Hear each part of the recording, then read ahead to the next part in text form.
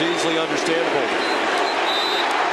Duggan takes a knee, fitting that the football is in his hands as they march on to the championship game. Has it hit you that you're going to be on the sidelines of the college football playoffs national championship tonight? Not really. I don't think that's going to sink in for a little while.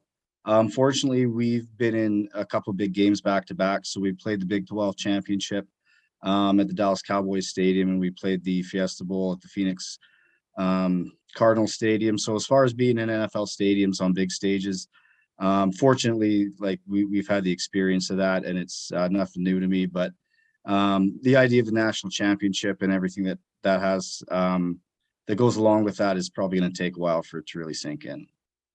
Is it just surreal for you to know of your upbringing and all you've gone through? You went to Europe to study, to play rugby, and now you're essentially here.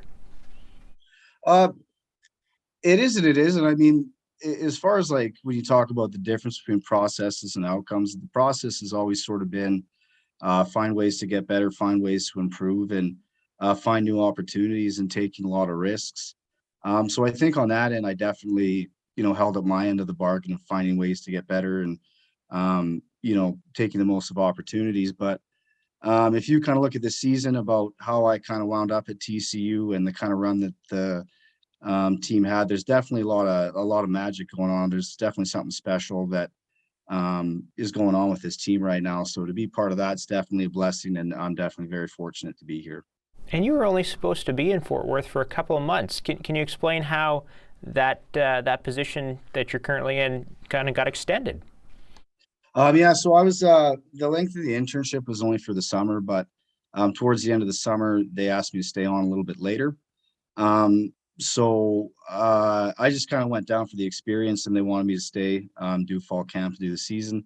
I was hired at another university at the start of the season, but my paperwork didn't go through for the work visa, so I came back to Fort Worth, and so I would miss the first 3 games of the season. And at the time, we weren't ranked or anything. We'd played Colorado, done a tune-up game with Carleton, and just beat SMU. So when I came back the second time, I just kind of wanted to see what a college football game was like, and I wanted to coach these kids because I'd spent the summer with the kids and I built relationships with the kids and things like that. And then we just kind of went on a run. So yeah, we're on this, I guess, magic carpet ride, and tonight's the grand finale. Can you give me a kind of a quick synopsis of what your role is with the Horned Frogs? I know you're a human performance intern, but can you simplify it for the people at home? Yeah, so basically any branch that goes into human performance, I assist the full-time staff with. So a real basic overview, we deal with performance nutrition, we deal with strength and conditioning, we deal with applied sports science and sports psychology. So in the day-to-day with that, me and the other interns just sort of have different roles and tasks that sort of smooth things out for the full-timers so that they can get the job done and make our players better for Saturday. Is there any butterflies heading into tonight for you, knowing that you do have, a role in the game? You're not just there as someone who's setting up GPS trackers on shoulder pads or trying to measure how much Gatorade and water these guys should be intaking after every time they're on the field. No, fortunately, we do a pretty good job of being able to go to the facility beforehand, so we get to see the stadium and see the paint and sort of see all those things.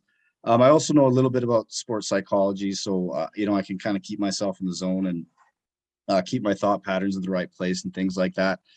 But yeah, walking out of the tunnel with the smoke and the fire and the national anthem and the kickoff and all that stuff, you'd be lying if you didn't say it got your toes tapping. So there will be a minute or two there at the start of the game where it'll be a pretty big rush and we'll have to settle in and just get back down to business. So right now I'm okay, but there'll be once the national anthem's over, there's always those butterflies. So. Well, I think that's everything, Barrett. I appreciate your time. Have a blast tonight. Enjoy it. Take it all in. Right on, Nathan. I appreciate you taking the time, and thank you very much.